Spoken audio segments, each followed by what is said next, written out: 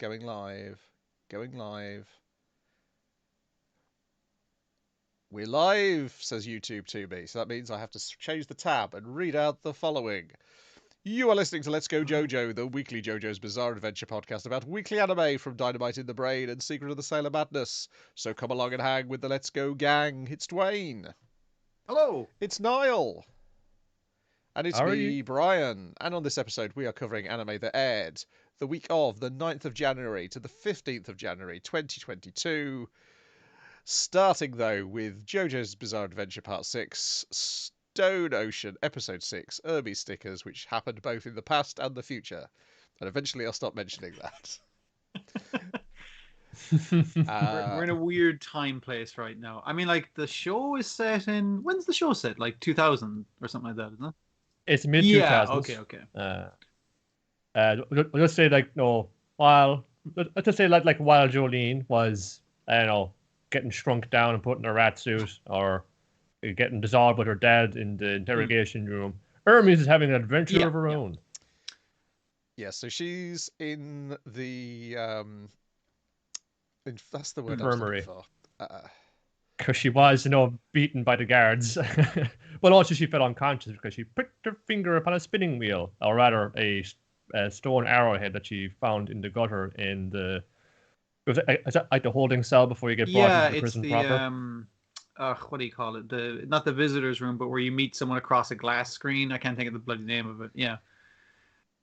So she found that, went, ow, that hurt my hand. Also, I could make some money from this. So she's, who did I sell this to again? Okay, let me just retrace my steps. Gwen?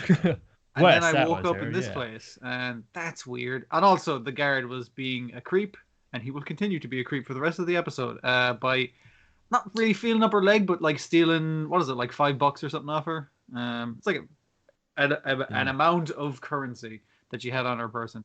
Well, it wasn't even the guard, that the was cleaner, the inmate who's been assigned to custodial duties. Sorry. It's $5,000 he's got at the end that she decides that she's going to get as payment for the terrible things which happened in this episode.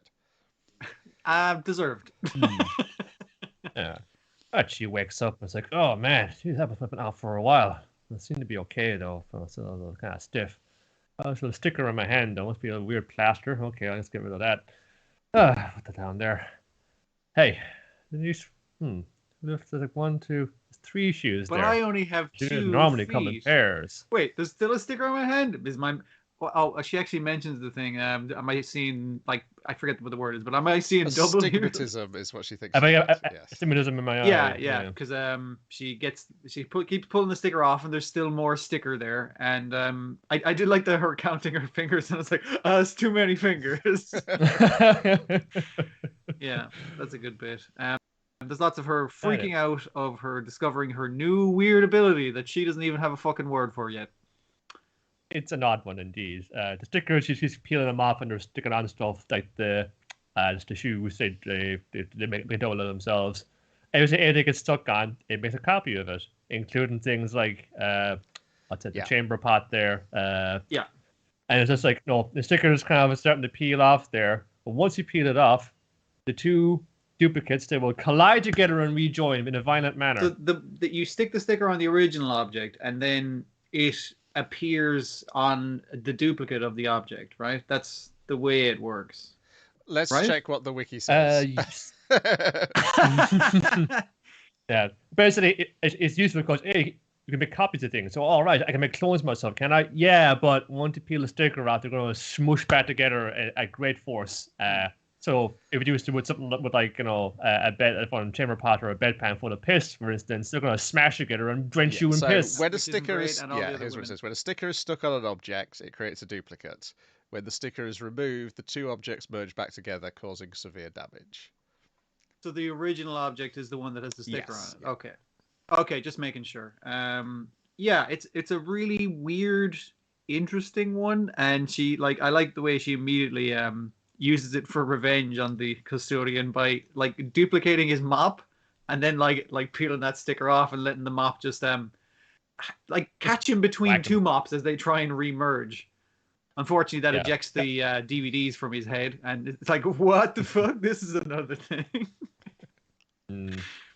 Because this kind of just doesn't know what to do with it. Fun. This is weird. And if I peer closely into it, I'm seeing things. I'm seeing like stuff he's been doing. It's like things he remembers. And there's a creepy fucking thing hanging around outside of the bars saying, "McQueen, I want you. You're pure evil." Also, the disc tries to put itself inside her own head, and she's like, "I don't want that." Throws it in a toilet, and then we get a scary toilet in JoJo. Yes, it's about fucking time. She also mentioned that McQueen, as the dub, the dub really goes in on the McQueen as well. It's great. His shirt is, imagine a pair of jeans if you wore them backwards and as a shirt. Like, imagine your jeans went all the way to your neckline, right? Also, you're wearing a cod piece that is never fucking commented upon, but that's just standard JoJo's, I guess. Also, kind of inside out because the tag is on one side of it as well. So that's why I say it's back to front. So it's like you'd have your it'd be the back tag of the jeans. You got to have your tag on the outside of the jeans. So you have to have those two. From a poor family who's had to buy supermarket jeans. Although, to be fair, I don't know what the brand of jeans he's wearing is, so maybe apparently it is a thing which has been changed in the anime. I see. They took away the brand. See, they could have been Levi's because Levi's is an anagram for evil. This is Thunder McQueen, by the way. And it would have you believe his namesake is fashion designer Alexander McQueen. I'd say, fuck no. He's named after the car from the Pixar movie Cars. Because the car was named Lightning McQueen. So, don't, Araki, it's okay. If you like cars, that's fine. Don't try and give some highfalutin reason for what you're naming your twos after. Fashion designer is okay, yeah. But that's not possible because this is 6 years prior to Cars. When I was looking up the fashion brand that this guy's named after, I realized that your man committed suicide, and I was like, oh, that's bad-minded that he did that. And I was like, no, a decade after JoJo's this came out, he committed suicide, just weirdly prescient. Still not as bad as the Detective Conan episode, which is a canon episode as well. Oh my.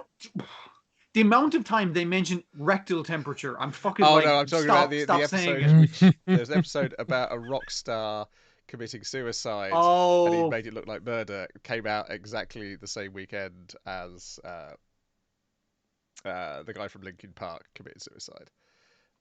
Jeez, fuck, that's bad timing. Yeah. But I think the actual chapter was based on a different rock star committing suicide. But yes, it was eerie timing. Yes, and so so this is maybe JoJo is a real arbiter of the future.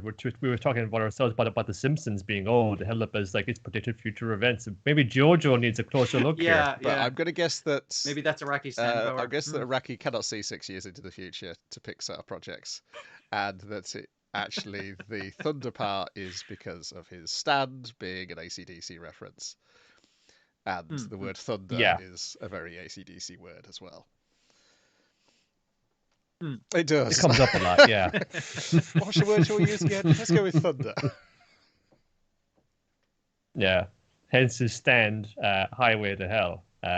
Because this guy's got some kind of a death wish, and he's one of those dudes who thinks I'm so worthless, so fun that, and Ermes is such fun. I hate this kind of dude. Fun, always going on about worthless because he needs somebody else to lift his spirits for him. And he's literally wow, it's. I'm really happy that a pretty lady decided to talk to me. Well, time to commit suicide right here in the toilets. And as he does so, I guess propellers grow out of her neck while he tries to strangle himself on the bathroom stall, and start lifting her up and strangling her instead.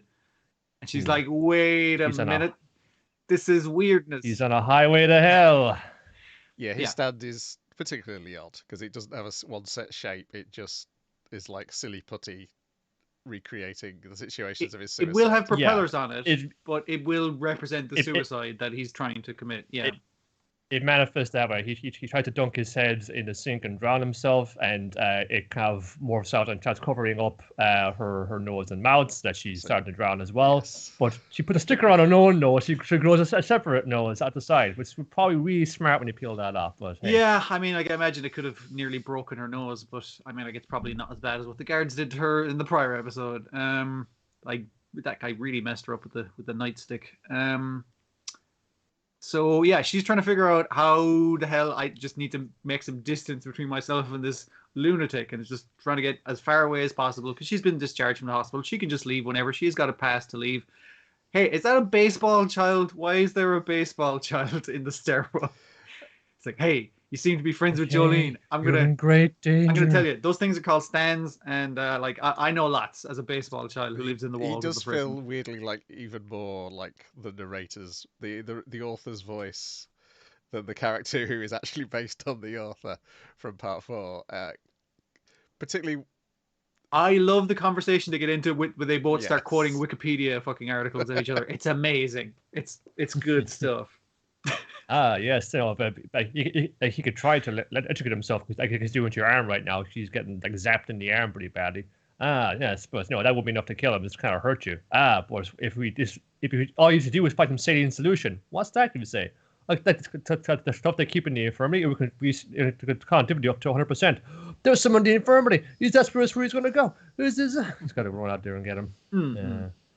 And she lays out the whole thing about everyone. Oh, the thing you've seen in this, that's White Snake. He's stealing people's souls. That's what you see in the discs as well. You got the memory disc and the stand disc. So he's probably got given a stand that makes him do that. You should probably try and see if you can do something about it.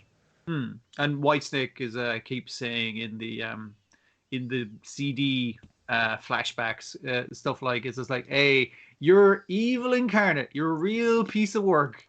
You're just a selfish motherfucker. That's exactly the kind of man I need. So if you see any weirdos around, I need you to go get them. Which is fine because stand users attract stand users, as our baseball boy explains. Yeah. Rushes to the infirmary, and he's rigged up with every extension lead he has lying around, and he's about to flip the switch. He's been dunking himself in the solution. And she tried to talk him down and saying, hey, buddy, come on. You know you're in prison. You know, you got your business for road times. But you're so much to live for. Like, how about if a woman suddenly gave you her underwear? I mean, you know, that would just, like, happen. That would be something good would happen right now. I don't see something that's bad. Oh, I'm so embarrassed. I give me underwear right now. It's a very awkward scene of her trying to be seductive. It's really not There's no hope for me. I tried to kill myself once before and it didn't work. I was cleaning the shotgun, and then just as it went off, a woman was falling out the window to her own death, and she got blasted by the shotgun.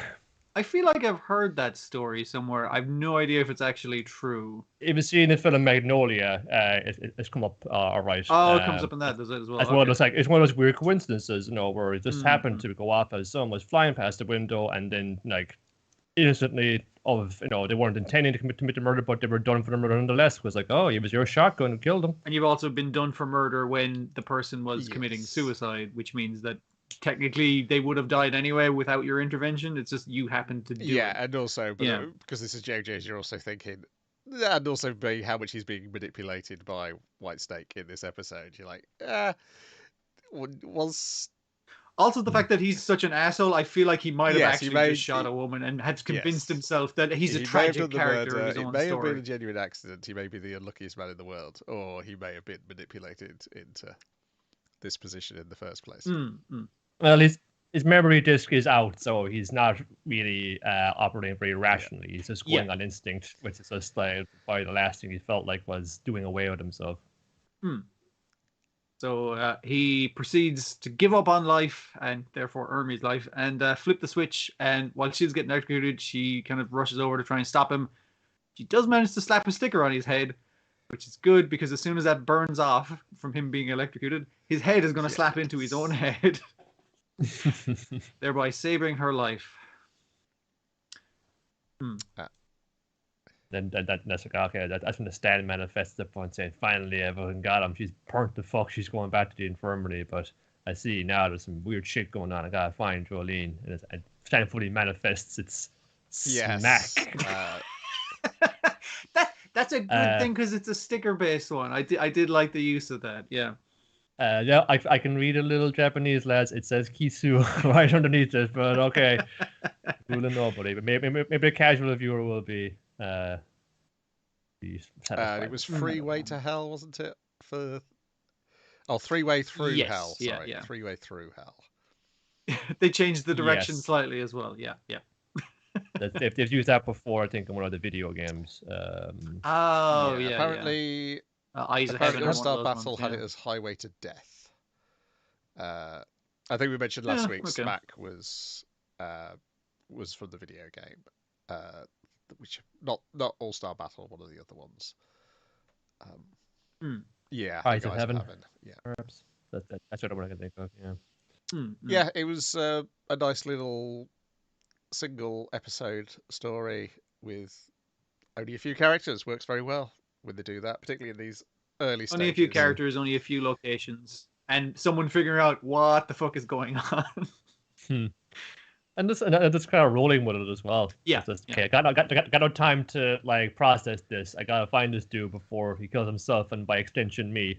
So I'll deal with the ramifications of supernatural powers and soul stealing at a later date. Also, I gotta get my money back. I do appreciate that after figuring out what her powers were, the first thing she does is petty revenge by just hitting that dude with a mop. It's just like, nice. Next week, it is There's 6 of Us. Oddly enough, these, like, I guess because they're in a prison, they feel like a lot more like real proper criminals than the organized crime outfit in Part 5.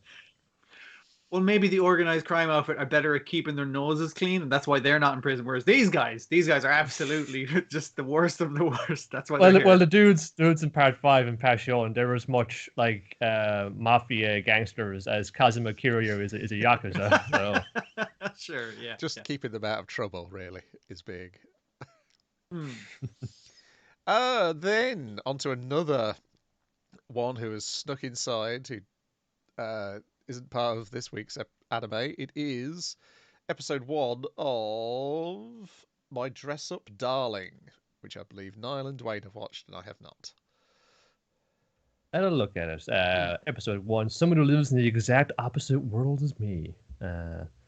This is a very straightforward premise. There is a dude walking out. He's a shy boy, and he's always loved the Hina dolls that his family makes. They're little sort of traditional Japanese dolls with like a very elegantly painted porcelain face, and they got like it's usually just a head with a little stick body. You can just kind of change it and put it in, and you kind of elegantly sewn up like embroidered kimonos or things. He was just really like into that. But he's been subconscious about because there was like things like like the girl. I think I got by the girl who lives next door and saying, "Oh, that's weird. A boy playing with dolls." So he's never been open about it. Like, I better not tell anyone this thing that I'm into, and I make a weird face when I think about, and also I tell the dolls I love them, and it's just like, okay, don't tell anyone that part. That's fair. Yeah. Well, but I say it's a thing he shares with his granddad. It may have been a family as well. Maybe we see there's a little shrine in a sitting room. There was clearly deceased parents and another person there as well. I think it's the grandma probably, but must be the grandmother. Yeah, I'm guessing by woman with white hair, and the grandpa's in the picture, but no one else. And the grandpa's just like, "Hey, are you going to make any friends in high school now that you're in high school?" He's like, "What are you talking about, Grandpa? I've got loads of friends. I got so many friends." He has no friends. I mean, real friends, not the dolls. It's cool. It's cool. Are you into the dolls? No, the thing that you and I know we share. It's a very special hobby and craft that we go on. But man, you gotta try and branch out a bit.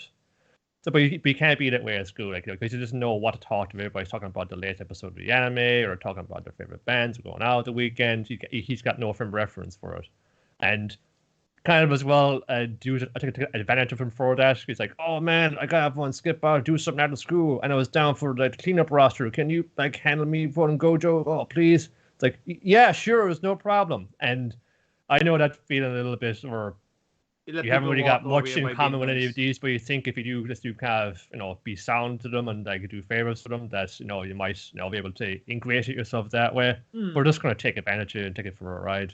You can't be like them. Can't be like Marin Kitagawa. There was a popular girl in school, or she's the most outgoing anyway. She's She's very fashionable, very trendy. Yeah. Very ganky, very like that. And she is completely out about once. Oh, I'm totally into fucking anime and manga and and video games and all once. I'm totally on about that. I'm going back writing a blackboard about the relationship triangles of this latest thing I'm reading or playing. She's very out there about it. And he does notice that, like, after her, like, I don't know what the hell she was doing, slipping and falling and bashing her head off his fucking desk and going like, "Hey, you got something on your arm?" And he's like, "It's nothing. I didn't realize I still had ink in there from my late night doll makings." But she's like, and he's like, "Yeah, it's nothing. I'm fine." And she's like, "Oh, that's good." And he is overhearing her talking about with her friends. There was some guy trying to pick her up at the hair salon, and he tries to neg her by mocking her little anime figure.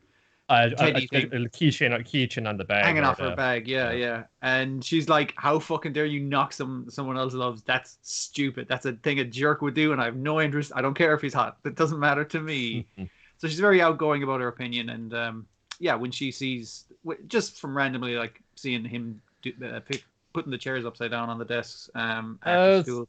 I think she was meant to be down for doing the cleanup thing as well, but she might as well have been genuinely coming in there to kind of do it as well. But, but she sees him doing it. It's just like, I'm just gonna fucking help you, dude. Like, you don't let people take advantage of it, don't you think?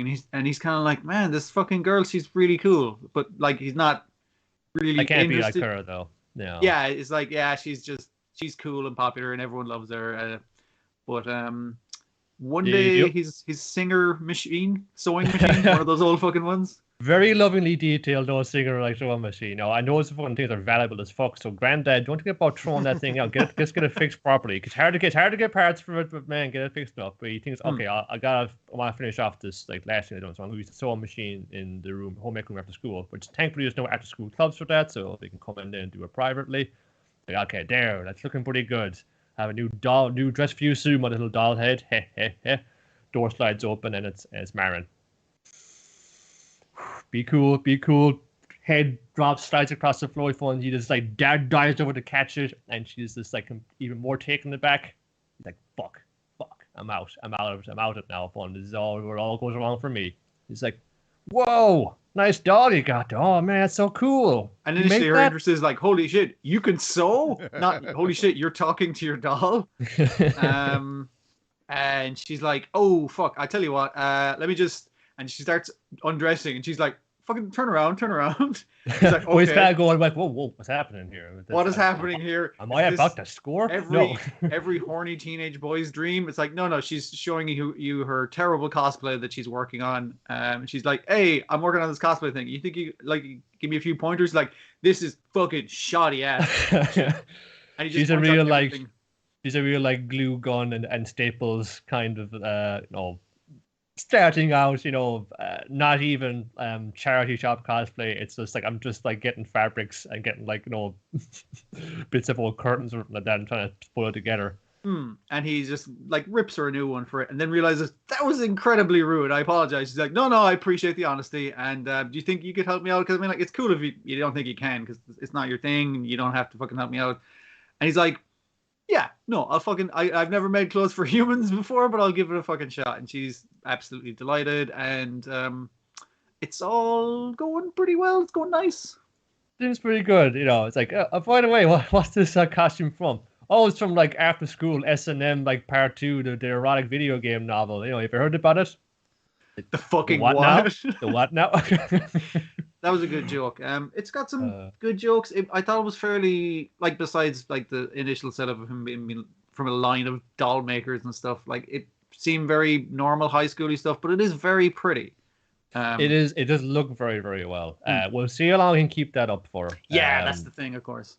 This is Cloverworks, and it's probably maybe the one they're putting most of their effort or most of the kind of like people behind, because Cloverworks is also doing that Tokyo 24th award, which I've expounded upon in previous weeks. The animation director saying that that's a doomed to fail production. I mean, at least in this one, looks very, very fucking well. I mean, like, when Marin alone for herself, she's got a lot of accessories and bangles. Even like her hair alone is just like fun fluttering and flicking around. They've like fucking put the graft into the fun of doing that one, right? And even just there's nice little scenes in the background, like the sets of tools and the sewing gear in Wakana's home house, and This action of him here, just like even just sewing and just taking the needle things and putting it all together. There's a lot of very very funny nice detail that they worked on. I did see that they had some, not too many. It's not super noticeable, like CG characters, like background characters, just for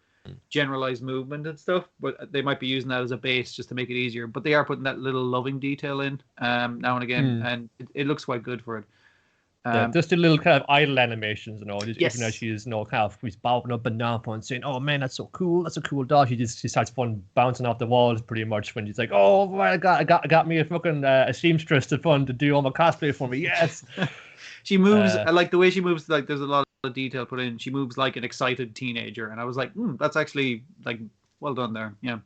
Yeah, and again, I've known that sort of feeling of like, hey, as somebody who has been into the whole anime thing and that for a very long time. And you're into anime? For Ireland. So I had to go to like a secondary school in the next biggest village. I went to. This didn't come up too often, so I know the kind of feeling of like, okay, I have to, at least bluff that I'm like into these things, but can't let on that I'm, into this kind of shit. Whereas I would be ostracized. But Marin has the right idea. Just fun, just fun, go with it and be into what you're into, and don't give like two fucks with anybody else things. As to an extent, I say maybe like stop short of your costume being from an aero gay kind of thing. Yeah, I've always like don't tell people that. Don't tell people you talk to the dolls that you actually really well craft. It's just like, oh wow, you've got really good craft. Yes, I tell them I love them every night, and I make a big creepy face when I do it. It's like, okay, don't tell people that part. That's fine. Yeah. But I guess it'll be about learning about those how far you can give of yourself or how far you can tell of yourself to a stranger in order for you to kind of get to know them, get more intimate with them. Yeah. Besides knowing or being that boy, I've certainly known a couple of those girls coming with around conventions and things when I first started going to them. So that was kind of nice to see an idealized version of them. Like a lot of them are very nice. Some of them were a bit intense. Let's say. Sure.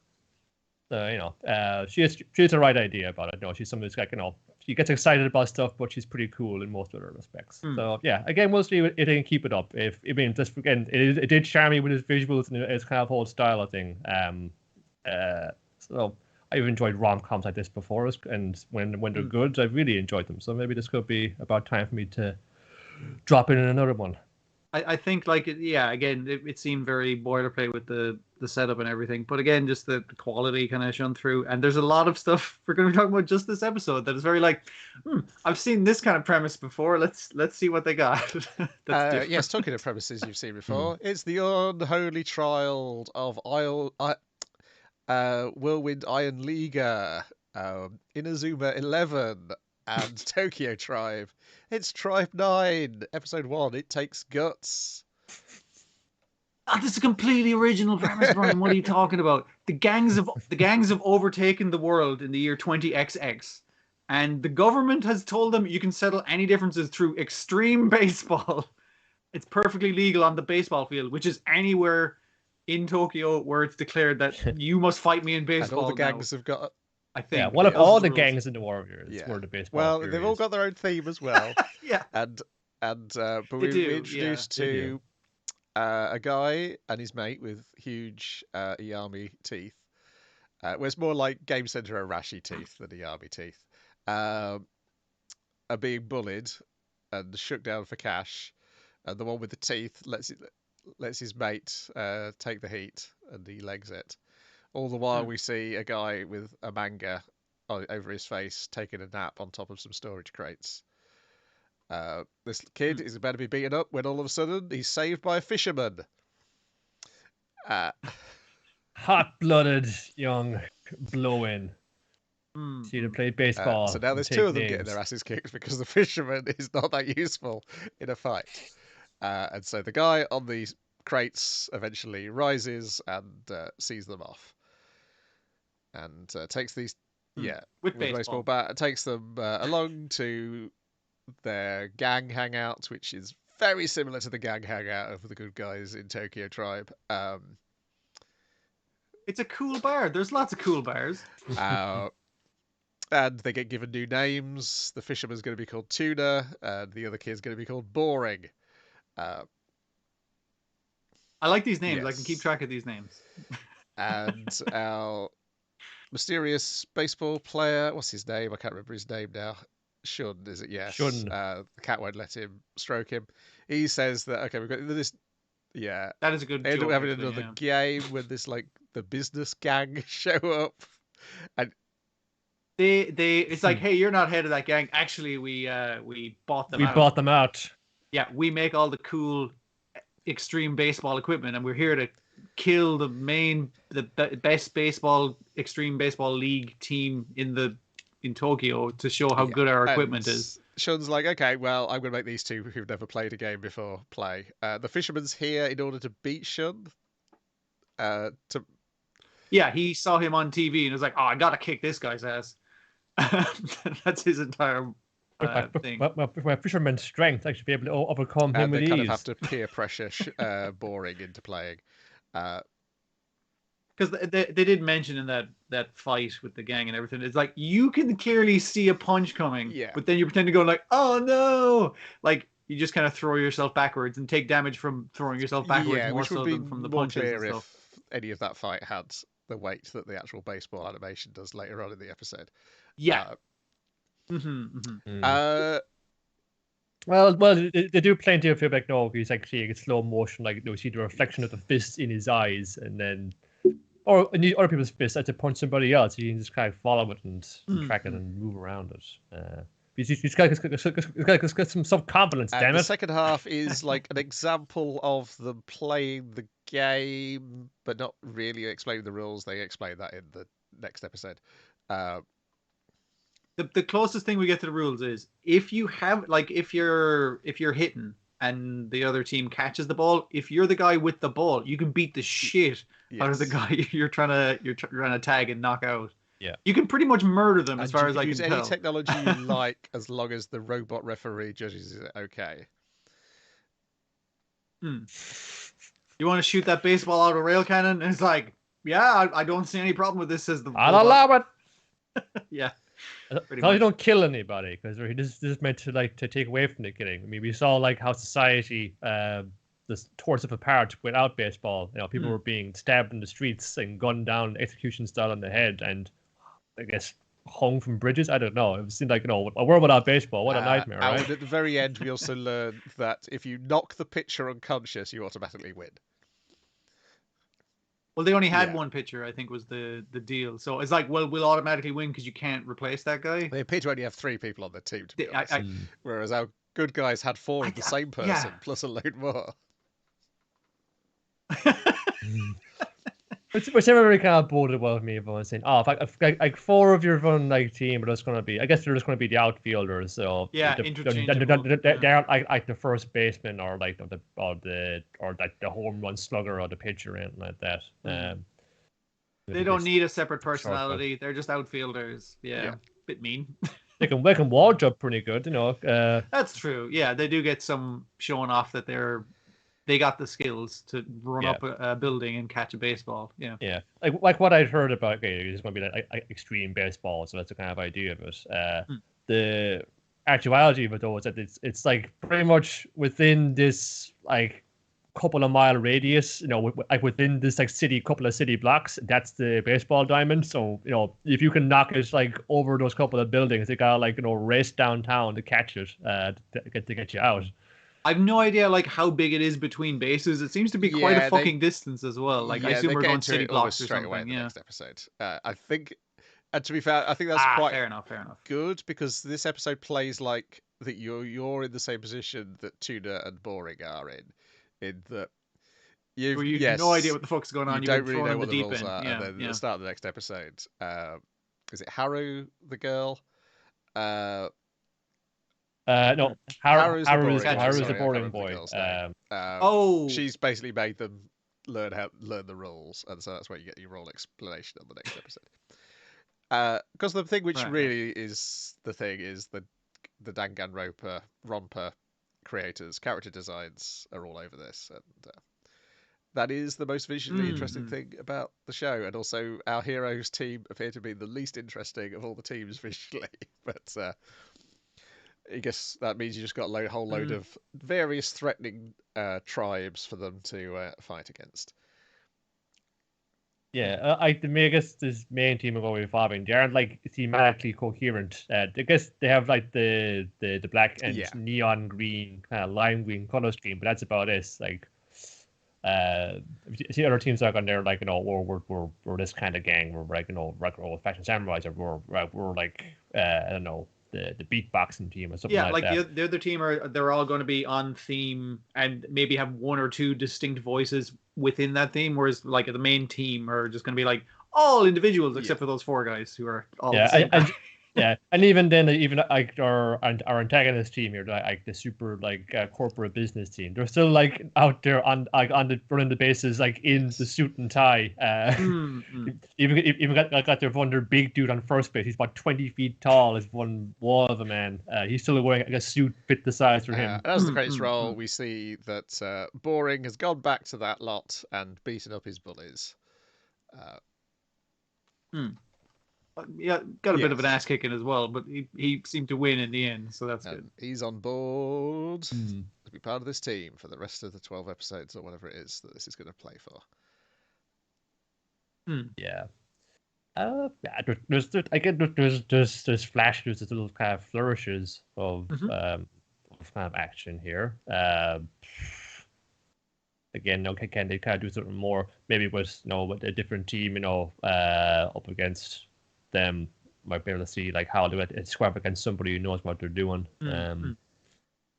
I suppose as well, you might avoid like some of the pitfalls you would fall into over sports anime, particularly baseball, one where like one match could last like multiple episodes. I feel like it's going to be kind of rattling through a match pretty quickly. Well, if you're not kill the other team, the rules are basically made up. Baseball, but faster. We'll do is like we can go the whole 9 innings, or you can just like take out the pitcher in the first inning, and then that's it. And that could be the whole like threat that you got to try and figure your way out. Episode 9. Episode 9. This is Tribe 9. Episode 2 of Tribe 9 does reveal what the threat is. Okay, yeah, because unlike something like Skate the Infinity, where it's just like, yeah, it's an underground skate thing. There's wild rules and stuff, but it doesn't feel like the world is built around the premise. First episode, you think, well, this is a little light from the creator of Danganronpa, and it still seems lighter than most of the work. But once you get to the actual what is at stake in these matches in the next episode, then you can see. Okay, let's watch the next episode. This is why it might be a late night anime as opposed to a kids anime, because really in this first one, apart from the dark setting, the actual sport, it's not that much different, and the character design, it's not really that much difference from watching Inazuma 11 story arc.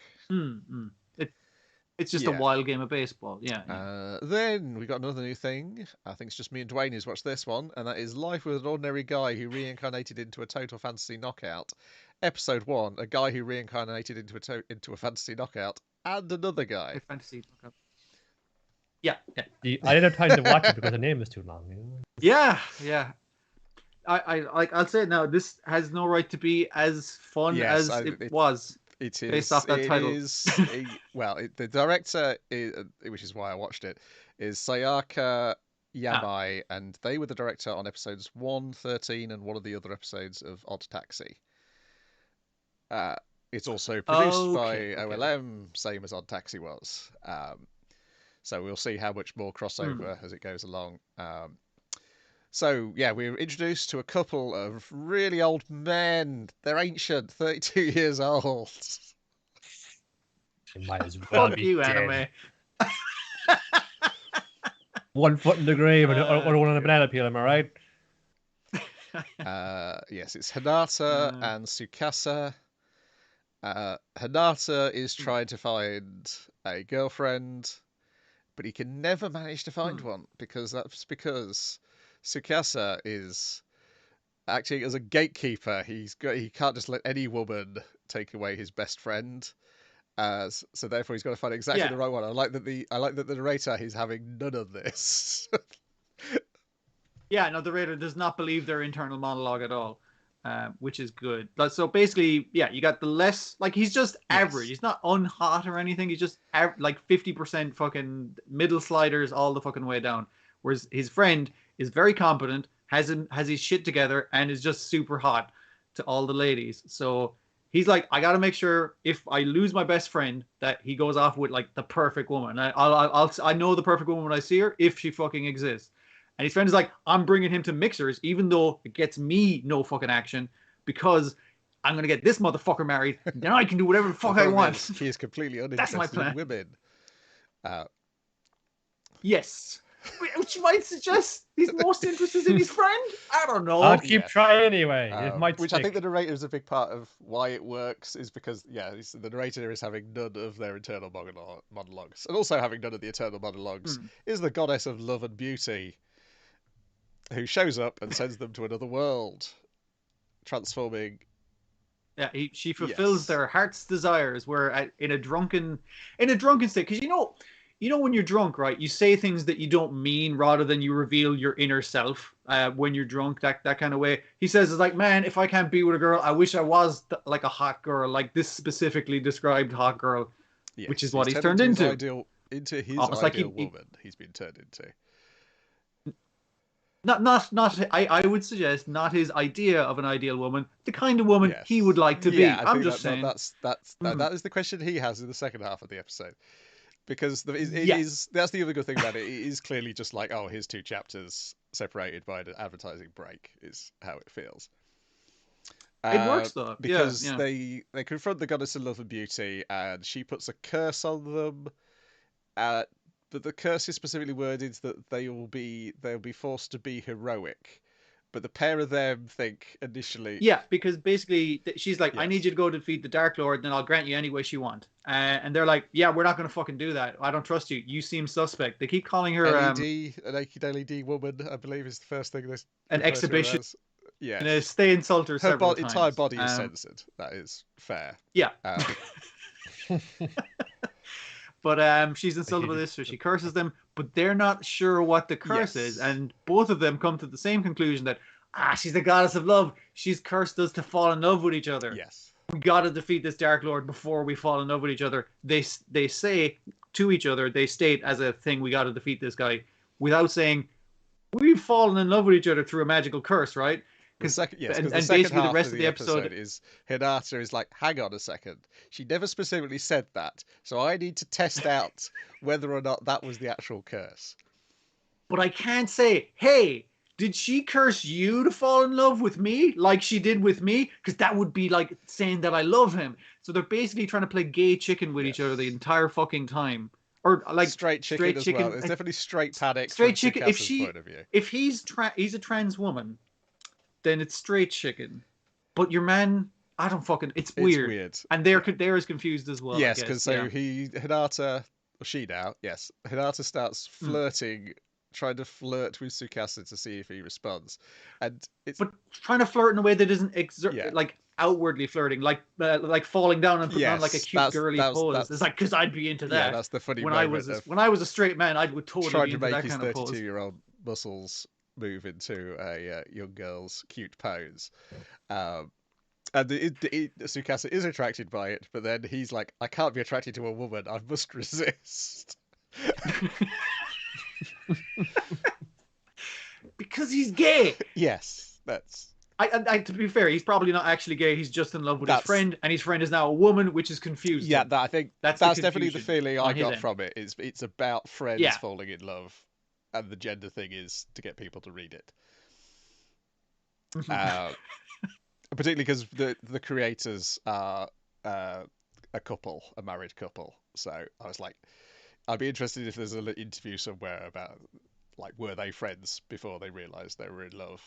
God, yeah, and I would be fascinated to read that, because their internal monologues, and then cut between them actually interacting with each other. I was like, this is such a good, like, I'm trying to manipulate you into fucking admitting you're into me, like this constant war of wits between them, and both of them are fairly fucking witless, to be fair. Yeah, but it's funny. I think again, we've not seen it, and people tell us to see it. Is that The what's the other show about people trying to pretend they're not in love with each other? Yeah. Oh, Kaguya-sama Love is Yes. Warp. I've seen one series of that. It is very good. It would, again, I'd say it'd be like, it would definitely be fucking that kind of thing. They're making a third series of that coming out at some juncture this year, I think. I think it could open it because it is like, we're trying to like make each other like admit, like we don't know that that each other likes each other, like, you know, or I know I like him and she likes and I like her, so we're going to try and, like, you know, trick somebody into admitting it, like, at first, because person who admits this at first, they will be subservient to the one who doesn't say that. So it's all about establishing dominance from the off, and it is like JoJo's Bizarre Adventure level of, like, kind of battle of wits, clans within clans. To try and do that. So as they love each other, they are, like, really trying to just be devious and cunning to try and break the other person. I like the extra thing on top of this with, like, that is a lot of fun. That sounds like a lot of fun as well. But I like the extra thing on this of a guy who's probably a bit gay and asexual, who's into his best friend, and the best friend possibly being trans and not realizing it until she flips genders to it's just like, wait, am I into my friend? I hadn't really thought about it. Yeah. But them trying to avoid that happening and also avoid talking about it directly, which is kind of where the humor kind of comes in. And there's also a really funny monster. There's a really funny monster, though. Oh, it's like a cute bear rabbit that then is not entirely not cute. Yeah. Because that's the important thing. And when your man punches to lead them to realize, oh, we're in a fantasy world. We've got fantasy powers as well. Yeah, and him punching straight through is just like, it must be all the exercise I do. It's like, dude, no, you just punched a hole in that fucking thing. It's like, no, I mean, like, I do weights in the morning, so it's probably that, how I punched a hole through that bear. And they check his stats, and they discover he's got a special ability, which allows him to summon, like, a Doraemon type door. I think someone on the comments pointed out it's a love hotel door that he's summoned. Yeah, I think when you see his stats, like, you get a very quick brief thing of that. Also, he's level 17, she's level 1, so bit unfair. And it ends with them about to go through the door. But for something which you think, oh, there's so many ways this could be absolutely terrible. It could have been your standard fucking isekai bullshit. It could have been your gay panic bullshit. It could have been any number of things gone wrong with it. Very funny. Yeah, it is very funny. Lots of things that anime is not historically very good at dealing with in a sensitive or considerate or indeed humorous manner. And is it going with a title that fucking long because it makes you think it's going to be that kind of show, but it's like, no, it's not actually that kind of show. You see, so far. You see from the credits is that there's a whole load of other characters who are going to be introduced as well. Yeah, because I was like, oh, the worst. Well, I mean, I quite like it because it's just so trashy, but you could not make Maze today, and that's what it could risk into being. In terms of that sort of thing. But we'll see. I might check it out next week. I might not. Depends how much time there is, because there's a lot of other things. One thing I will have time for, though. What a great segue. I'm KODAMA KAWASHIRI, episode 1. There's no title. It's no time for a title. 2.5 minute show, of which the opening credits is 1.5 minutes of it. Well, that could be like a life hack for you. This is like someone who's like trying to, like, you know, coast along like fun. The way to get to fill your runtime is to just, like, fill the first minute and a half with, like, the song that the label wants to promote. Also, it's very funny because the opening is, like, really well animated, and then the show is fucking barely animated, which is very funny. Yeah. but it doesn't do that. It's like, you know, well, the opening gets a premise around fairly straightforwardly, and then it's just like reiterating that in the main body of it. Then it's like, haha, gotcha. That's how I've been living my life. Just a 1 minute monologue about how our main character and the author of the comic likes beer and greasy food and falling asleep, and has drifted through life ever since they were born. The end. Check in again next week. Yep. This is what the show's about? Okay. But in that minute, it's just holding up a mirror to myself, and I see so much of myself. I love beer and greasy food, and, you know, I will do my utmost to offset what I need to, so I can enjoy these things. Then, coming from YouTube, it is Ninjala, episode 1. No title given. I think it's Ninja Gum Perfected or something, isn't it? Yes. Okay, I shall add that to the comments. Ninja Gum Perfected. Which meet Burton and... Well, first we meet Burton, who appears to be in his mid-20s. Old man. Yeah. Oh, yeah. He has a Wallace and Gromit-style flat to wake him up in the morning. I'm fucking down for that with the Rube Goldberg machine that he also, like, just fails to do because he's aware of how it works. But then there's a backup one. And then he goes to the Ninja Lab to continue his research on Ninja Gum with his co-worker, Bereka. It's not Rebecca, it's Bereka. That's really going to trip you up for calling it. It almost did me. They also have another co-worker, Ron. Very serious. And very dedicated. Yeah, they're working on, is it rediscovering Ninja Gum or inventing Ninja Gum? They're inventing Ninja Gum because they explain that, ninjas are basically from meteors that crash into the ground and give people superpowers. And eventually, the world moved on from ninjas, and ninjas just went, we got to get the fuck out of Japan. Oh, yeah, but all their jobs were to do with gathering intelligence. Yeah. I mean, the guy coming in the window, he's drawing his blade. Yeah. Oh, yes, he's gathering information. Yeah, the information of how he's going to kill this guy.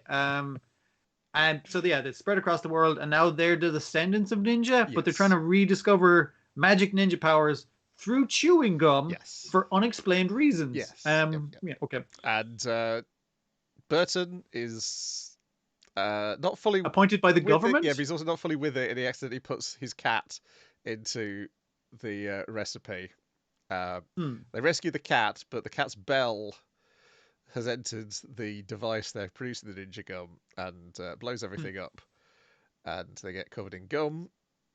But it turns out this is the Ninja Gum this time, and this means Ron reveals that he's actually a bad ninja sent to stop them from discovering Ninja Gum. In the midst of all this, we briefly check in on 4 children to assure the viewers of this that this is actually about children and not a bunch of people in their mid-20s who work in a ninja science company. Yeah, I do like the way it keeps cutting to just outside the ninja lab where there are 2 other ninjas trying to murder each other to get this ninja gum. Shadowy figures who are hanging around the corner of the alleyway, or they're scoping them out when they go to the jazz cafe. And every outside was like, whoa, you're stealing my look, buddy. Seeing knives out, no fun. There's gonna be one shadowy, besuited, beshaded figure to scope this place out. Is it set in New York as well? Yes, looks like it. Yeah. His lab seems to be on one of the 2 or 3 alleys that are in Manhattan or whatever. Because ninjas have to do things in the shadows. So they have a fight. We discover the Ninja Gum increases your ninja abilities, and also eventually you can also take the gum out. You can also spit it at people as a weapon, and you can take it out and turn it into weapons as well. And you can run around the walls. You can hang upside down from girders. All the cool ninja stuff. So when your man pulled the sword and was like, "Oh, they invented Ninja Gum. Time to fulfill my programming." Pulls out a gross bit of gum and shapes it into a weapon and fights him off with that. It's got some that Conan poison in the dough because they start reverting into children. Yes. Oh, there's no! An explosion, they get away, and then they realise, oh, I've turned into a child. You've turned into a child as well. We better go get some child clothes.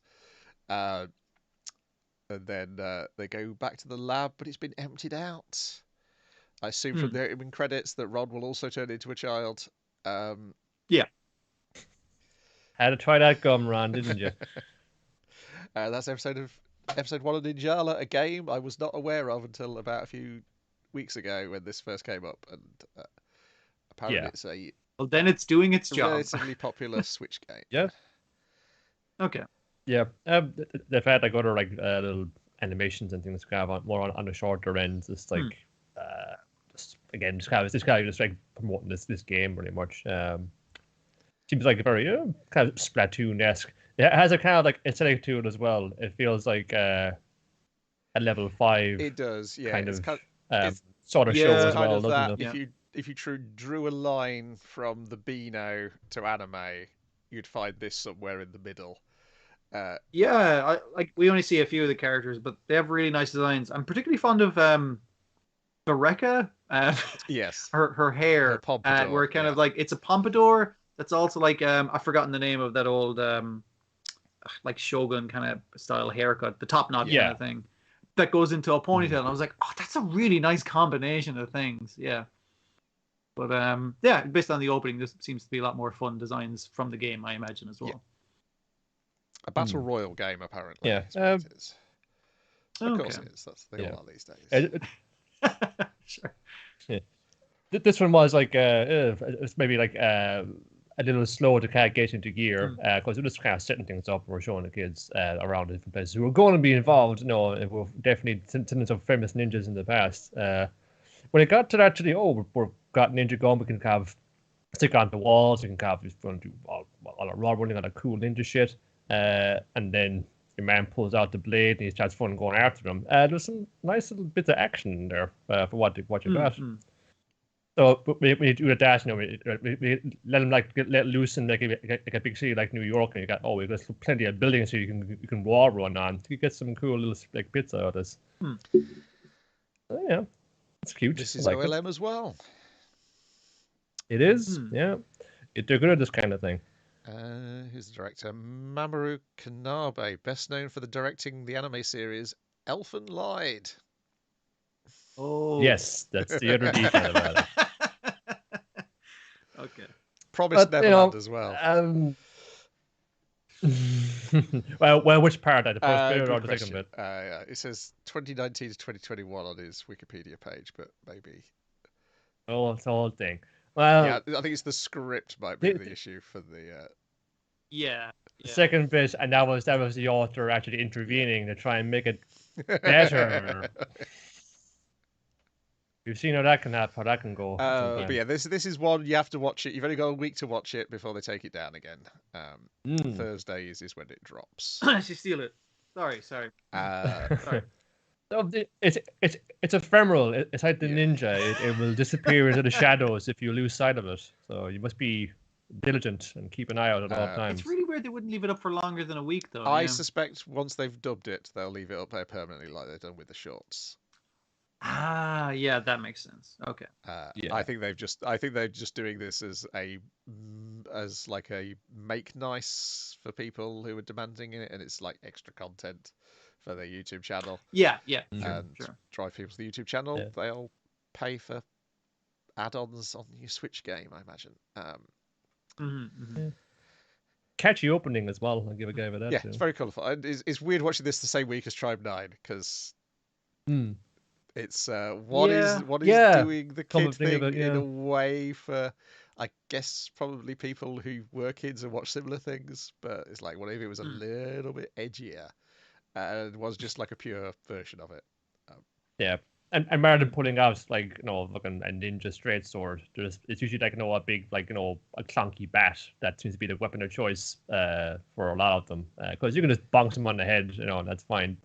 You're only a bad guy if you're putting out like real implements and size. That's when you know you're a bad ninja.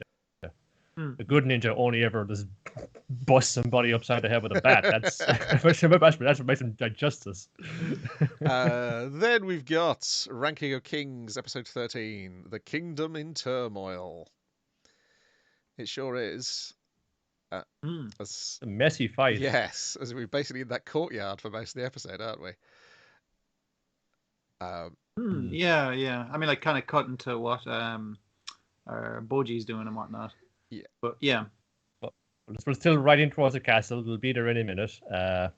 Please don't go up like the windy road. Just go straight across it. Come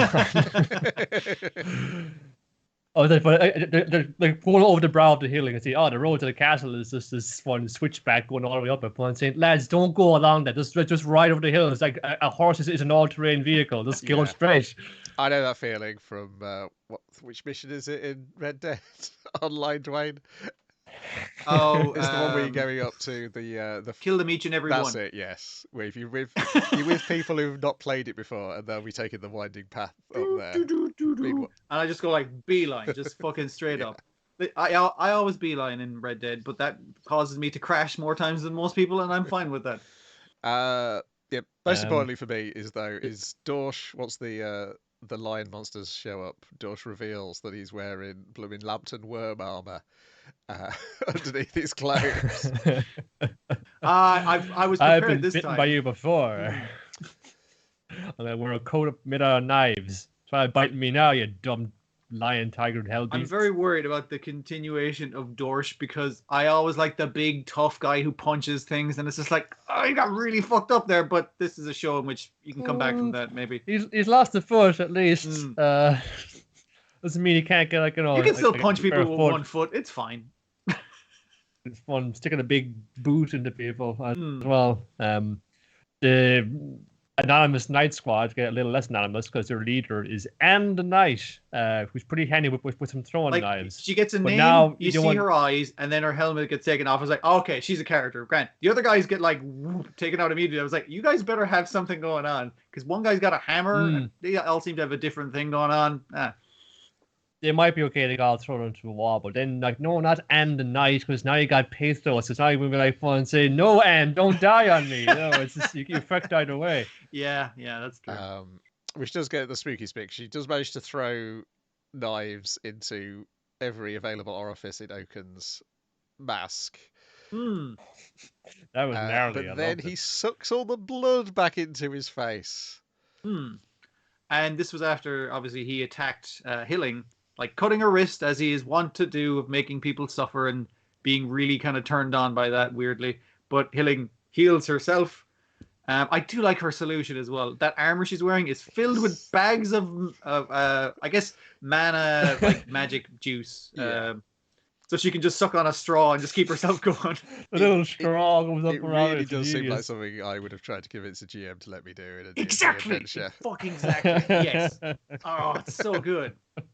Can I just fill my armor up with fucking mana and a straw? Beautiful. Yeah, Dorsch like takes care of a bunch of the horned lion wolf things, but when you have the other three knights going like, hey, he's taken out a whole bunch of them, we haven't gotten one yet, and Dorsch is just there beating the shit out of those fucking lions. It's great, yeah. But the two assassins get involved, and the giant gets involved as well. And he ends up getting pounded with that giant sledgehammer. Oaken, he's got to get up. He's got to save the queen, and then he lifts the hammer, and then throws it right back at him and floors Gigant. But not before our spearman actually spears a bunch of the lions, saving Hilling, because Hilling has the chance to run away, but she's like, I got to drag Anne out of this situation as well. But our spearman stabs him, and then our mirror lady is kind of like, dude, what the fuck? You said you're gonna work with me. He's like, sorry, I can't really help it. I got nothing against Hilling. She's cool. And she's like, okay, don't betray me again. He's like, okay. Yeah. He's like, hey, Dorsch, get up off your ass. It's like, what the fuck? That's his background as well. Yeah. Is that like he's like, think of like when you first saw him, and when he just like he speared Bebin and took him out when went after him. From he's like, a very stoic and disciplined spearman. But we know from his backstory with Mirage as he is this fairly kind of weak-willed human being. He's prey to his emotions, and he can do like irrational and insensible things. He has to support Hilling because that's still with him. He has to like support Dorsch because it's like, I'm the spear and you're the shield, bro. Man, we were in the army together. Yeah, that kind of stuff. So if you can't be like the ruthless killer that Mirage needs, yeah, exactly. She already has some dudes for that. So maybe it's maybe he's the heart of the team. But still gets really, really, really, really angry when you go after his mistress. Yeah, he still wants to help out her as well, despite having trouble helping her out, considering she wants to kill all the people he likes. Yes, but yeah, they do let Hilling drag Anne out of the castle, and Dorsch gets his foot bitten off. And yeah, Miranjo and Apis and the red and black guys. They're just called red and black, I think. Yeah. Or brunette to black, red to copperhead, and then Zoku, the Bandit King, is like, hey, they're because basically the two assassins, trying to make off with the mirror because it's like this is a pretty valuable mirror, and Apple's just going, I'm going to fucking murder you, motherfuckers. And Zoku was like, whoa, everybody, time out. Can't we just talk about this for a minute here, lads? My boys are very hot-headed. You're going to have to forgive him. And Apis is like, all right, fair enough. And he's like, I got you, fucker. And when we cut back to him, Apis is taken out, which is a nice thing because obviously we have the black guy running off with Miranjo, the mirror, and her turning into gold so he can't carry her. And he's like, oh, brilliant, a big pile of gold. But it looks like the red guy has taken out Apis, but off screen he's been taken out by him, which only makes whatever that fucking Bandit King did. It's like, what the fuck did you do to this guy? Because he fucked that guy up off screen. Blackjacked them. Yeah, definitely something nasty. Yeah, because I think he was just waiting. He was bowing in front of him. I guess he was waiting for Apis to similarly bow and then get him in the gut. Also, during all this, Uken decides he gets bored of this fight and wanders into town to just start slaying people left and right. Well, he's not even killing them. He's just like doing his little thing where he cuts him on the arm. It's like, it really hurts. Why are you doing that? He's like, he does like. He's not a dude like he doesn't enjoy fighting. He loves winning. We get a flashback of Miranjo convincing Boss to have another child, and she's found this woman with a great bloodline. It'd be perfect for you to have another child, Boss. Yeah, because the initial thing is like, dude, giant ladies can only have like one baby. We're doomed to fucking die. That's just the way of it. It's like, how about a new wife? I was like, did she kill the last queen? It's like, so, yes, probably. Yeah. Well, froze her at least, because we've seen her frozen in the basement. That's like took her out of the picture, basically. Yeah. Your man, that evil knight. Like, I like the fact that he gets stabbed in the eye holes and mouth holes of his mask, and he's fine. But Hilling just like flashes like it does a solar flare on him, and he's like, like holy light, and he runs off crying. And she's like, dude, that's just like a blinding thing. What the fuck? Why did that hurt you?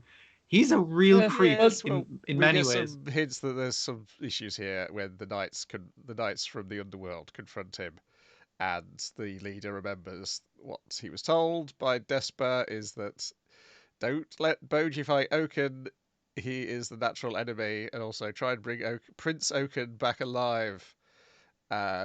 Also, you don't try and take him on yourself. Wait till I'm there. I'm a big fat horse because. Like you're not tough enough to beat this guy. So it's like, Boji, you go off ahead of us. We're gonna slow this guy down. I assume he's either Despa or Desh's son, one of their sons.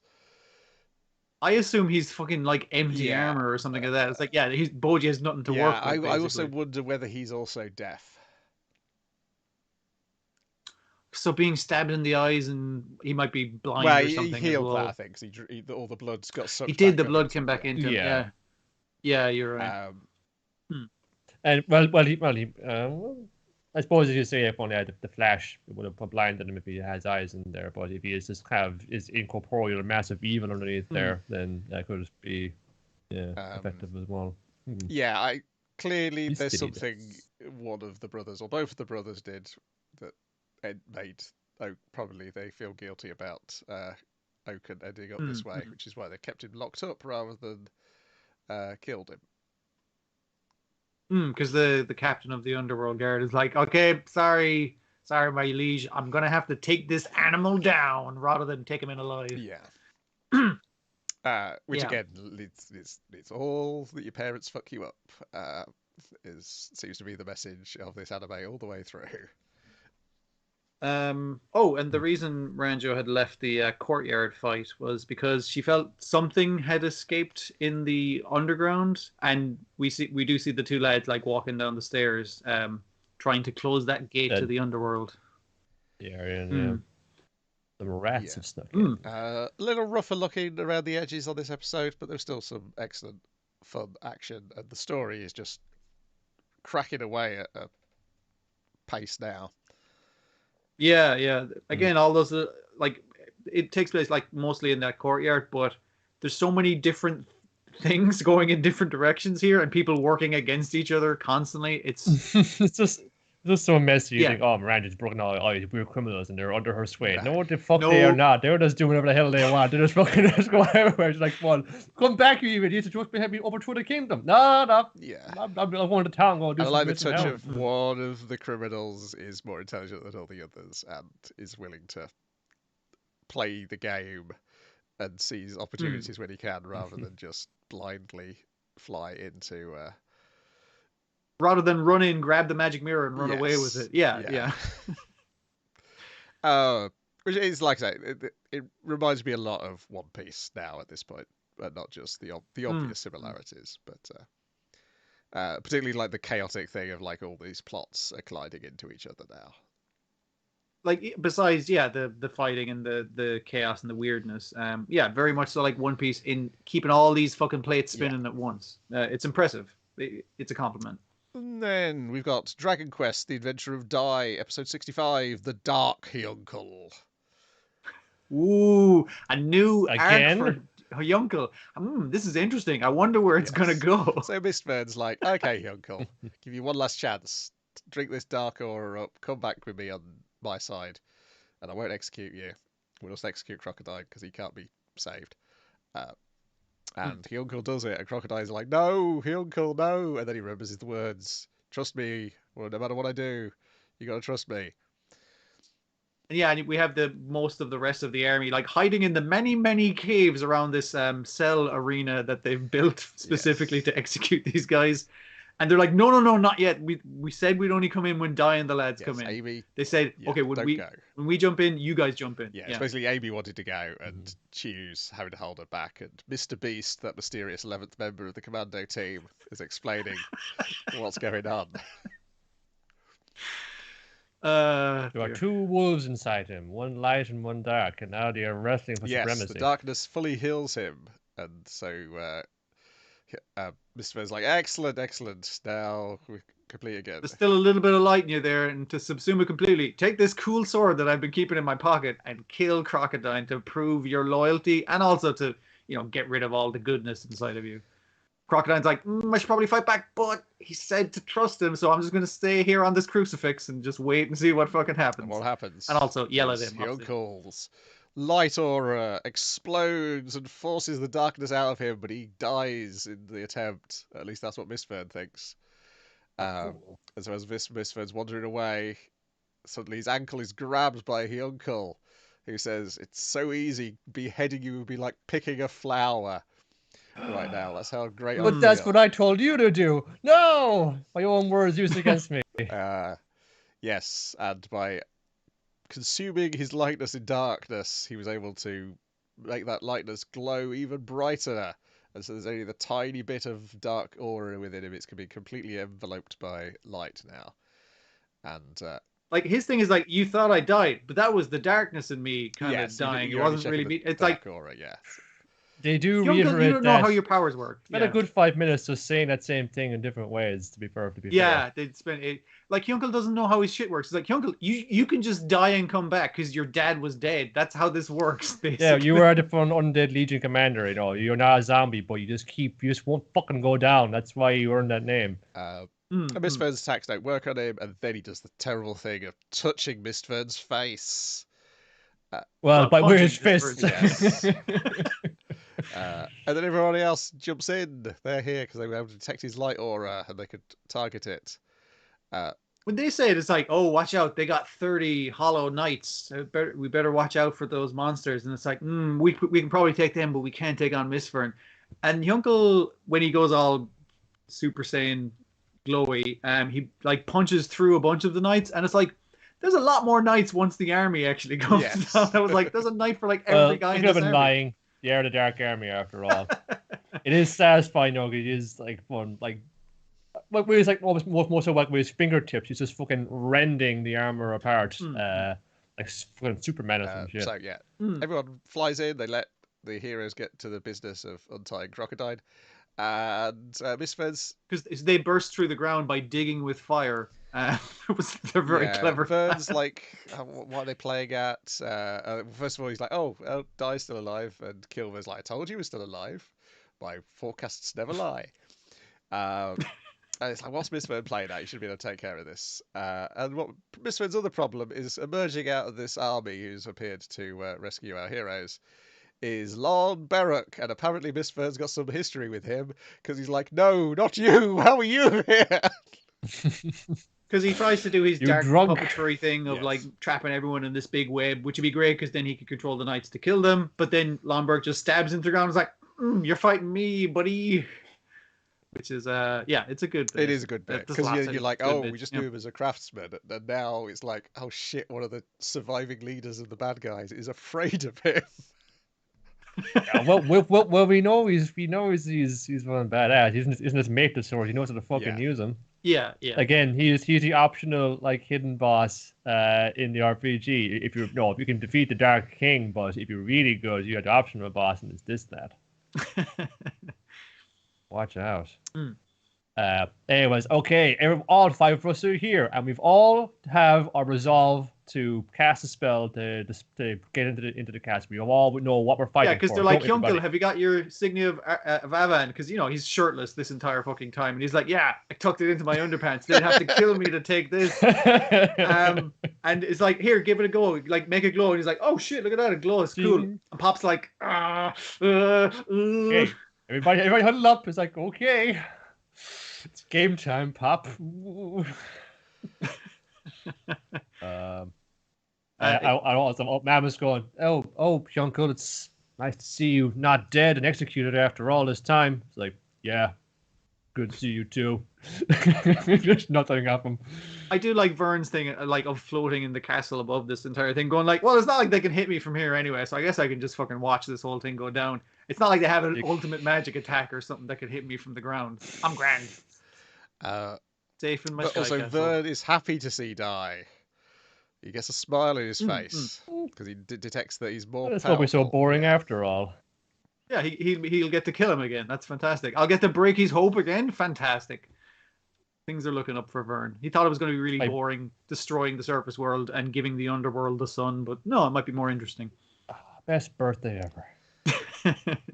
Then we've got Detective Conan, episode 1034, Taiko Meijin Shogi board. Brilliant move.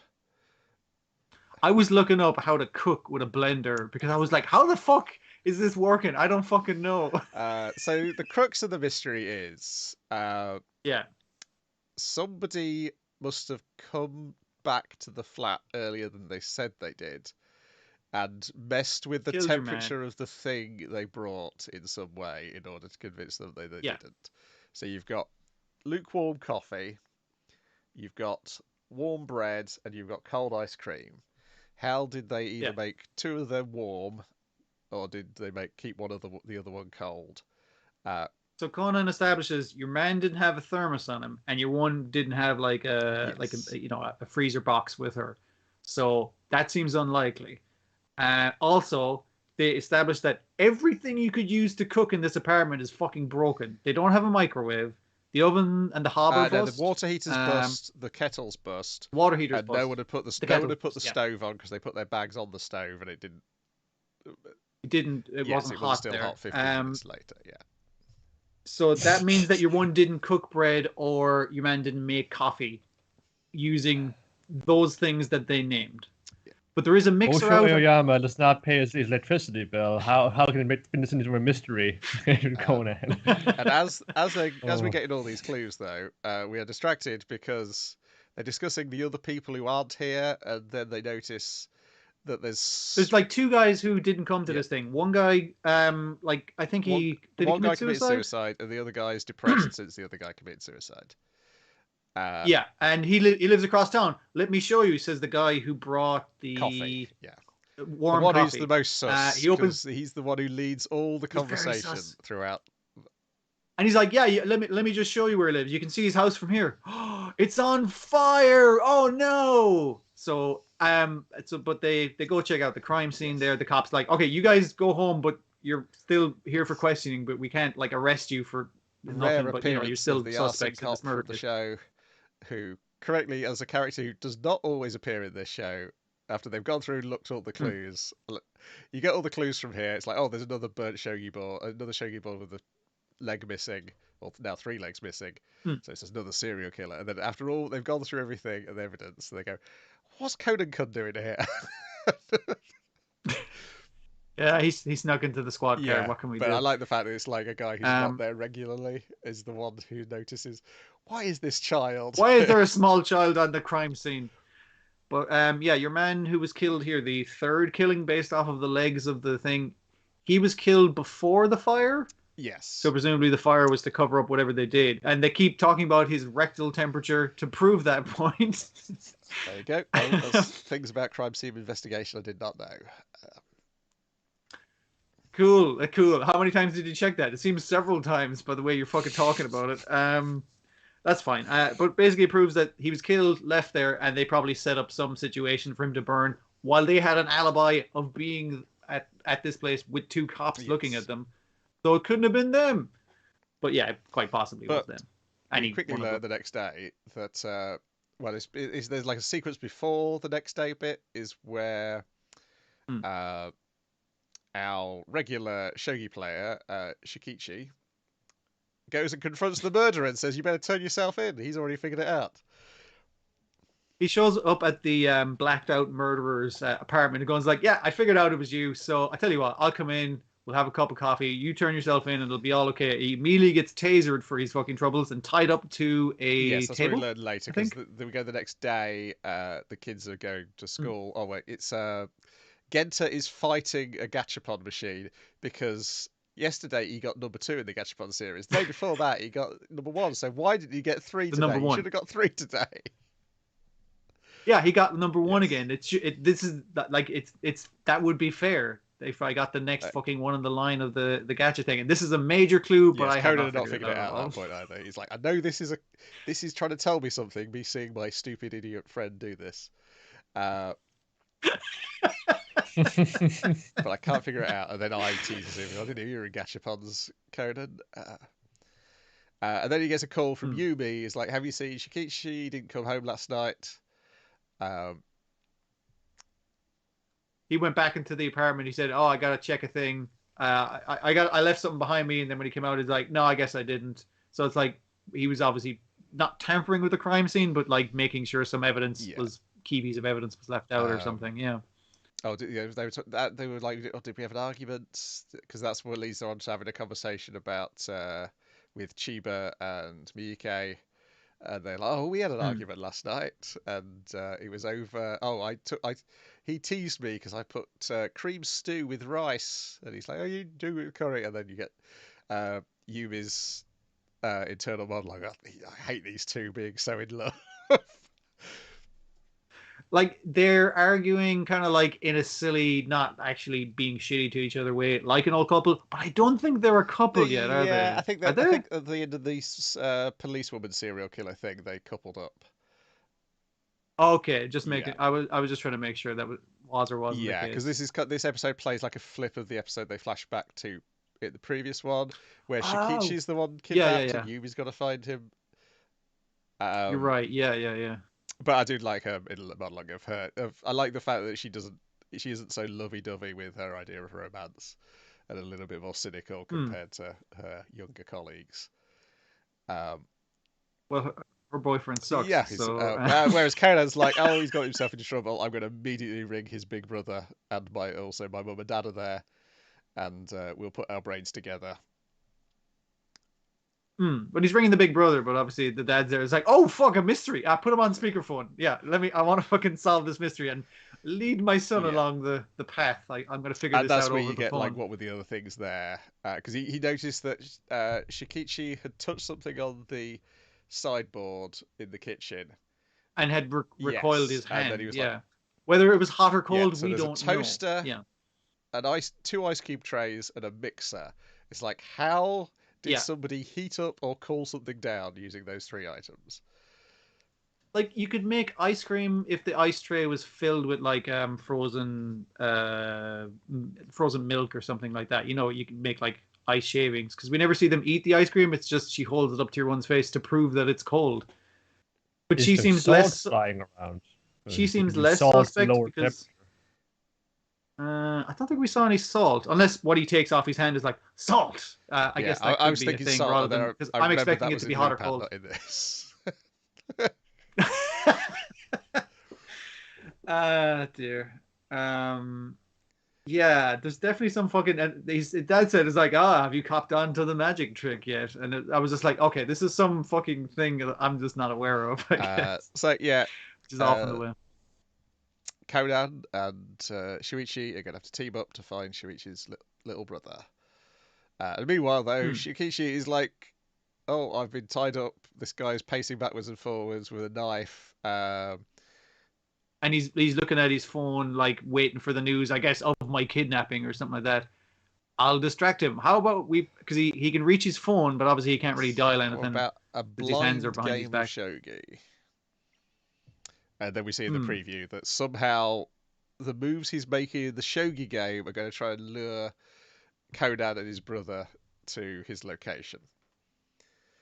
Because not only is it a mystery, there's also going to be Shogi puzzles here as well for you to solve. Yep.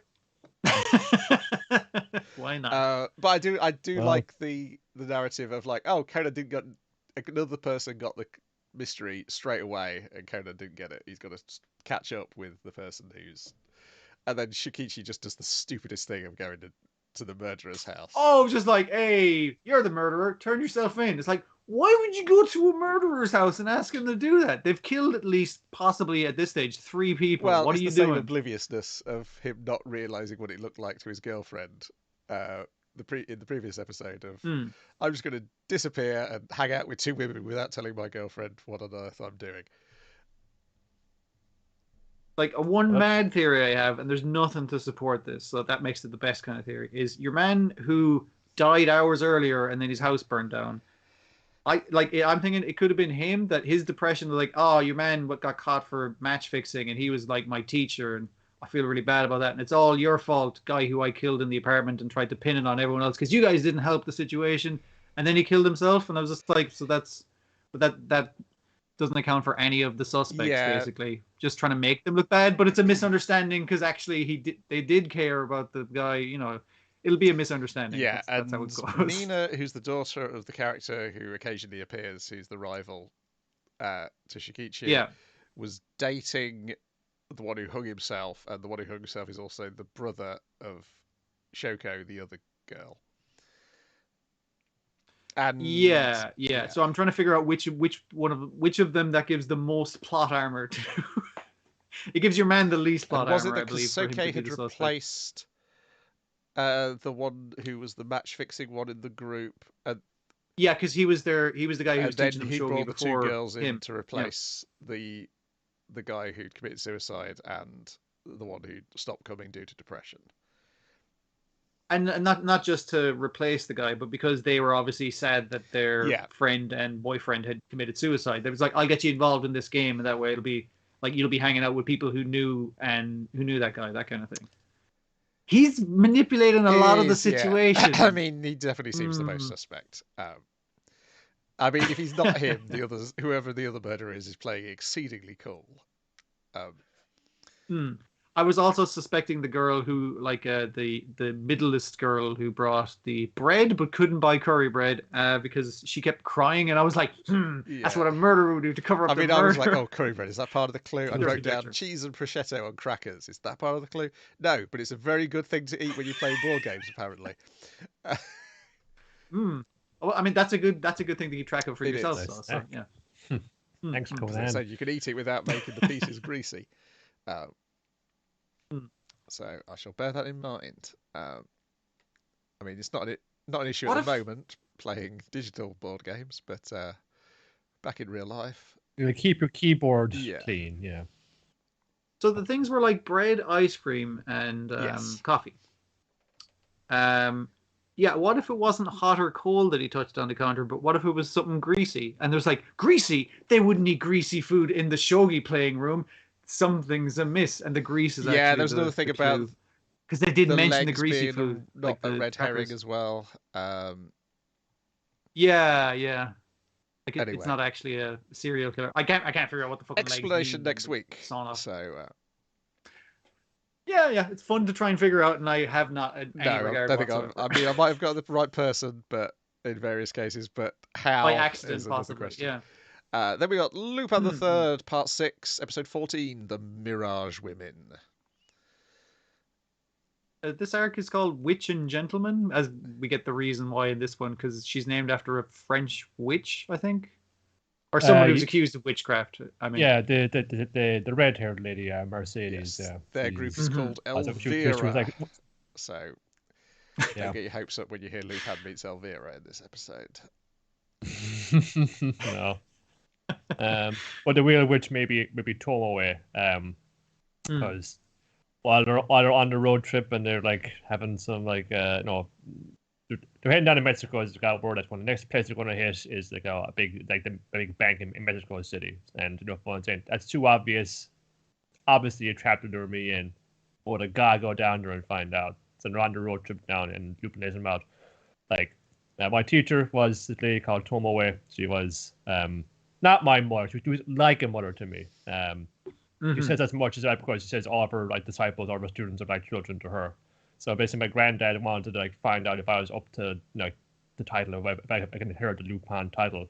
So I knew everything to know about thieving, about like fucking martial arts and acrobatics and fucking firearms handling, and she just instilled like lessons into me, like things she always said, like wherever you're trying to deceive someone, don't use double, use triple measures to try and bluff your way out, and don't trust anybody. Don't trust anybody. Don't let your guard down, even around me. So these things are like popping up in like letters that are being sent to him. So he knows that this obviously somebody said it to him. It could be her himself, but it can't be because I can recall like one night it was a clatter in the mansion, and when Butler comes by, we've been robbed, and I run outside. I want to dash out into the trees, and Tomoe is surrounded by the guards at the cliff. Here's one kind of look at me. She kind of reaches to pull us up, but then they gun her down. She falls off the cliff. We didn't find the body, so that's never like it's always like a faker one death kind of thing. There's nice little all those sequences when he's like remembering. It's all like either his memories from him, his first person perspective. But it's also like a lower down child's perspective. The blinks are in there as transitions and whatnot. It's really and nicely done. Narratively, it's a nice flip on the first arc, where it was Lily was in the position we see Lupin is in this one. Where it's not that his memory is kept from him or false. It's just the information mightn't be correct. He always like one side of it.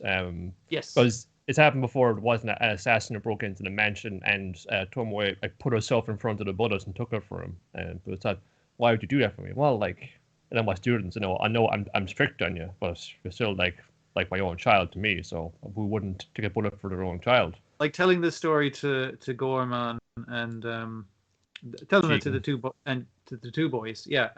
It's kind of like they're like, oh, so it wasn't your real mother. It's like, no, she was like a mother. They're like, oh, she was like a real mother then. Like they're coming around. I did like the background stuff with them where Jigen is better at cards than Gorman, so they've been eating soba for 5 days straight. Yeah. It's just like, this is fantastic. I don't have to cook anymore. I'll eat whatever. And when they go to Mexico, Lufa's like, maybe when Jigen's trying to be serious with him, and Lufa's like, not blowing him off, and like, maybe we can eat something instead of soba, and Jigen's like, I'm gonna kill you. Mom, man, open up to me. I'm your wife, husband, partner. Stop it. They do make the joke of that because he obviously goes visits your one in the hospital and kind of gets her deal, and it's like, oh, she's a lot tougher than I give her credit for as a flower shop girl kind of thing. And like Jigen saying to Jigen is just like, oh, she's just surprised I wasn't bringing flowers back to my wife, and Jigen's like, yeah, you totally weren't doing that. That's not a thing. We are together. But because the of the repeated thing of here is like, what's the line that makes Lupin realize Tomoe is alive that he finds in the everyone like it's like the letter in it, what's Mercedes, everyone saying when you're trying to use them, you still use triple measures and don't let your guard down on anybody, even me.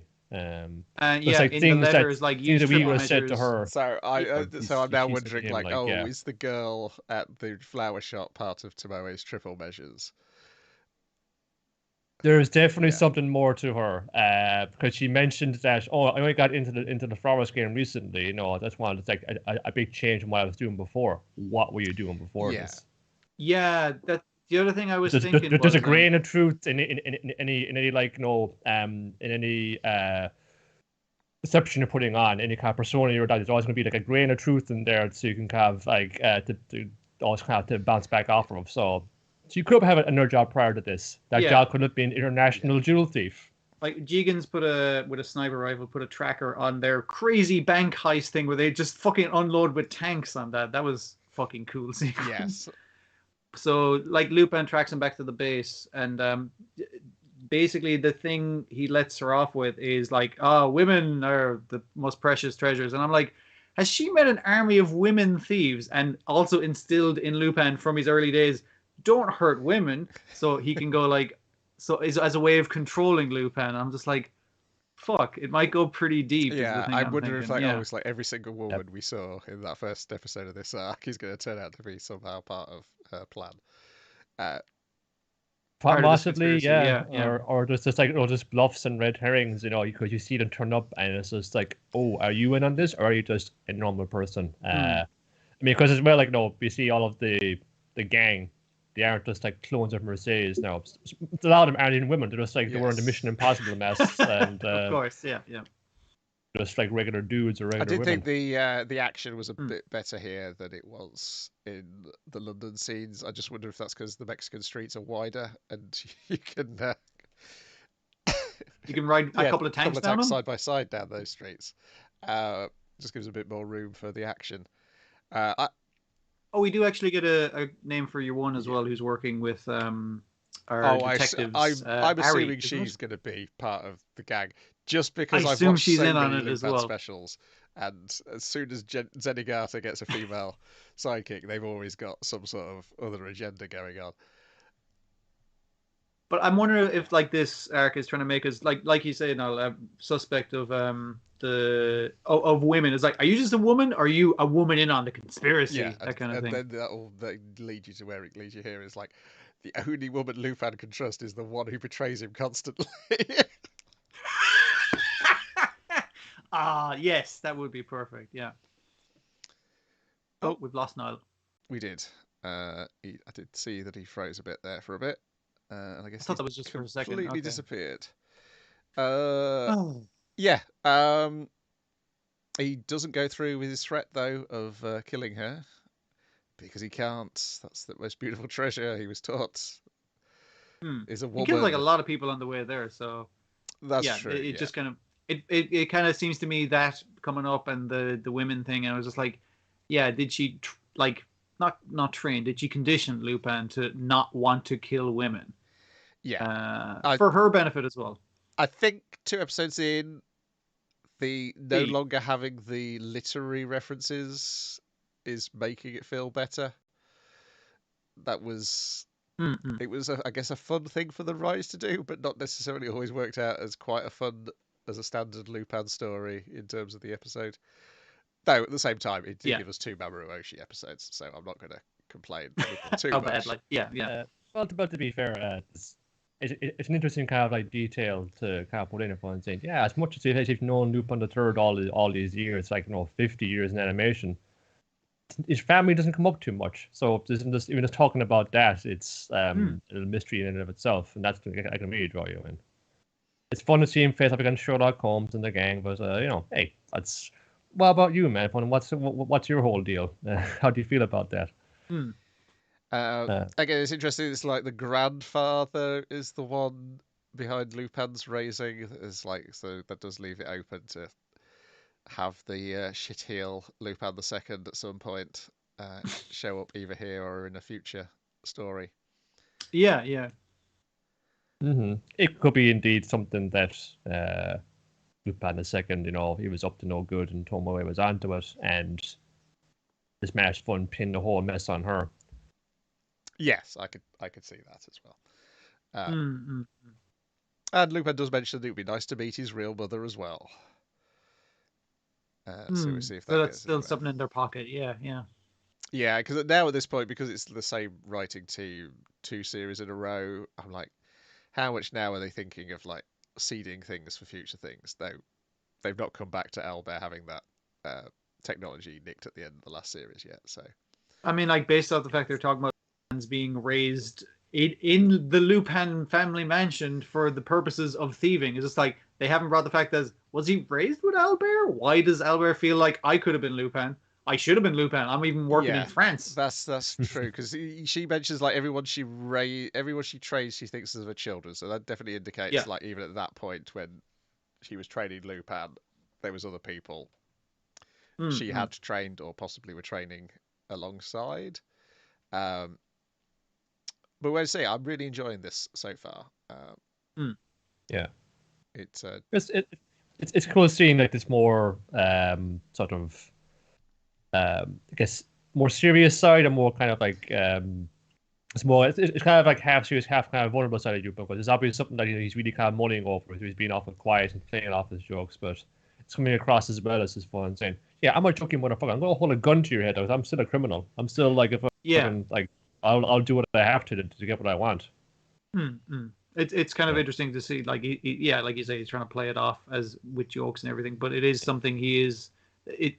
This time it's personal. Like it is like a different kind of mood from him. It's nice to be reminded of that ruthless streak. He showed a bit of it as well in part 5. You know, just scaring the shit out of all those street thugs. It's like, you might have heard of me. Yeah, you might have heard see me on Twitter and Instagram. I'm on that now. Get the fuck out of my way, punk. Yeah.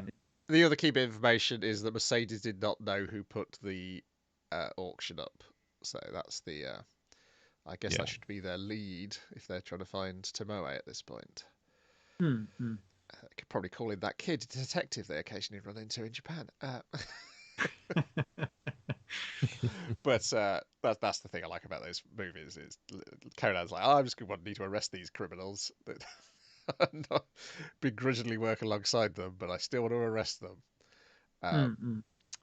But yeah, in terms of like a terrifying Lupin and the Lupin gang, the movie version of the Lupin versus Conan is a good example.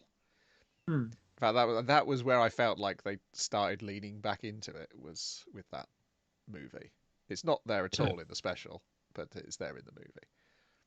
Did you notice though in the opening they've taken off that sort of like lurid red filter over, because now we know that Lupin didn't actually kill John Watson, so he's a good guy. You can show him in the full light now. Yeah, it's I do wonder whether they're going to end back in England because of whether they'd made the second ending theme before they realised, we're not going to do it all in England this time. We'll see if they get the Moriarty in this run, or again, they're going to keep in the pocket for later. Yeah, it could be. Yeah, I guess. I mean, they brought so many characters back at the end of the last season, didn't they? From all sorts of places. So from years and years of Lupin, yeah. Anything is possible. Righty-ho, that's it for this week. Less next week. We have to figure out what we're going to stop watching. Also on the horizon is The Orbital Children over on Netflix. January 28th that appears. Back here Wednesday, correct, Niall? Wednesday, correcto. Excellent. Well, let's wrap this stream up there and say goodbye.